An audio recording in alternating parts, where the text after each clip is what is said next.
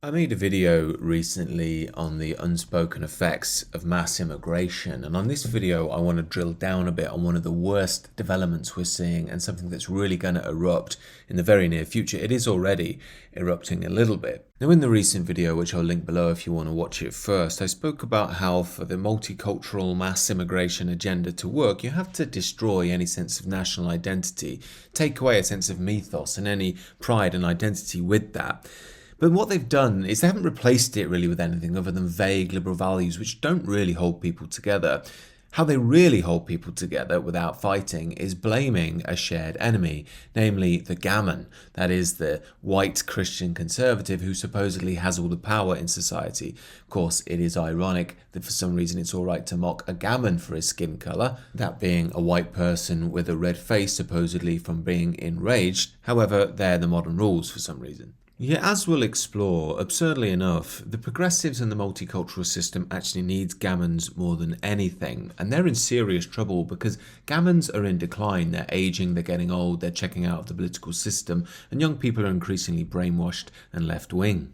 And this provides a major danger for the woke worldview because with the fall of the gammons in society, the shared enemy falls away and then they're forced to see each other for what they really believe. Just take this example of an AntiFA, that's a far leftist protester in London, telling some Muslim girls how the bad man opposes LGBTQ, and just look how the Muslim girls respond. Do you know about half of these kids? Trying to propagate anti-LGBTQ propaganda. He's trying to tell children that they're not allowed to be trans. Yeah, they're not. Yeah, they're not. They're not. Okay, you're wrong. Listen.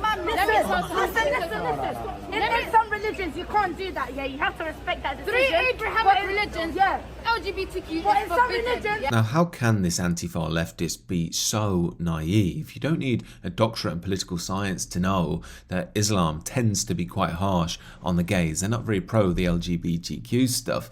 However, the whole problem is, if you did have a PhD in political theory, you probably would be brainwashed with that sort of belief. And that's exactly the problem. Academia, the mainstream culture, has convinced this young man that the only bad guy is the gammon, the guy with conservative values. Everyone else is on the same team and just wants equality. The realization that the world is complex and not just a simple Hollywood story of good guys and bad guys is too much for these little bunnies to bear most of the time, and henceforth they want to run away into an imaginary world of utopianism. Being detached from any real identity and real morality, these young people can only find meaning in standing up for the supposed oppressed. Just take the example of the US soldier who burnt himself alive recently on behalf of the Gazans. No, I don't wish to pick a side in the Gaza-Israel thing, although I do believe Israel's gone too far. However, this guy setting himself on fire over it is part of a liberal disorder. He thinks he'll be celebrated as a martyr for decades to come by the Muslim world and the liberals in the West. However, what did he get? A few tweets, a few hashtags, and now nobody even remembers his name. I know it can seem alarming when you see a drop in conservative-minded indigenous people in their own nation standing up to any of this, but this actually might turn out to be a good thing because it means that progressivism and Islam are finally going to have to face each other.